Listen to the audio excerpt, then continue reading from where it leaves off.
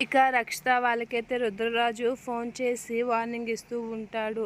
అయినా నువ్వు మమ్మల్ని ఏం చేయగలవు అని రక్షిత వాళ్ళు అనగానే, నేను మీకు ఎవరో తెలిసిపోయింది కదా, నేను మిమ్మల్ని ఏం చేయగలను, ఇక్కడి నుంచి చూడండి, ఇప్పుడు మొదలైంది ఆట, అయినా మీరు ఎంతకాలం దాగి ఉంటారులేండి అనేత అంటూ ఉంటాడు. నువ్వు మమ్మల్ని ఏం చేయలేవు అనేత అంటూ ఉంటారు రక్షిత వాళ్ళు. ఇక రుద్రరాజు అయినా నేను సగం బతికి వచ్చాను. ఇప్పుడు నేనెవరనేది మీకు తెలిసింది కదా! ఇప్పటి నుంచి మొదలవుతుంది కథ ఏంటనేది. ఇప్పుడే కదా మొదలైంది.